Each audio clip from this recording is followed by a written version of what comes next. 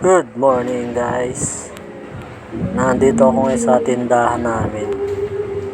At ito yung pharmacy, yung apartment na binabantayan namin ng asawa ko. Ayan. Itutur ko kayo sa apartment na binabantayan namin. Hanggang 3rd floor yan. Ito yung likod. Bali ang plano ng may-ari dyan ay papagawa nila ng ng laundry shop. Ayan. Tatayo pa ng laundry shop dyan. May mga tanim din kami dyan, papaya. Ayan yung entrada nya. Bali kasi dyan yung mga motor, mga may borders na may motor. Pwede dyan. Safe na safe ang motor nila dyan. Ayan, motor namin, dalawa.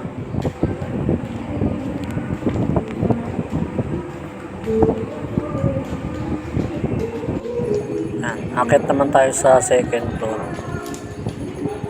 Ito ang 2nd floor nya. Yan. Tatla ako dito.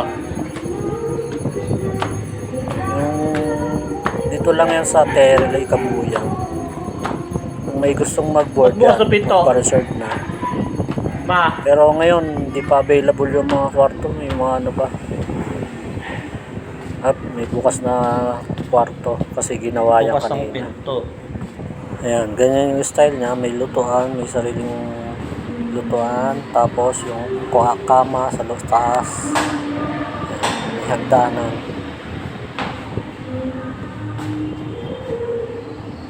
Tapos may CR din sa loob. Ayan yung hagdan papunta sa taas.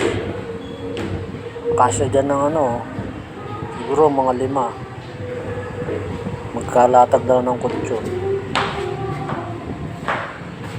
Ayan yung lababo nila.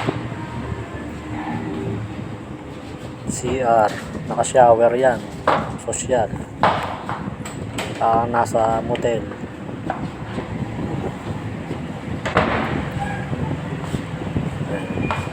Ito, nasa 2nd floor tayo.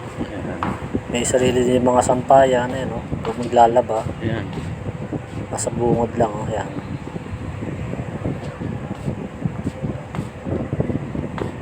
May mga katabi kami mga building din yan. Mga matataas na rin. 3rd Akit floor. naman tayo sa 3rd floor. Ayan, 3rd floor niya.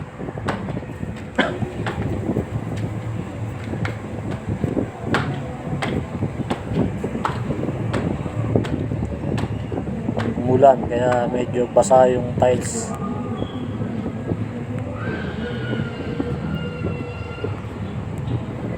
Presko pati dito, mahangin. Sa gabi lalo, sobrang lamig. Gawa ng hangin pasok sa Ayan. Hindi na kailangan mag-aircon sa lamig. Electric fan lang, ayos na. Ayan naman yung terrace, Ayan, mga bahay dyan, ayan, mga kapitbahay. Nakamataas dito yan, 3rd floor. Bali, 24 na butas lahat sila.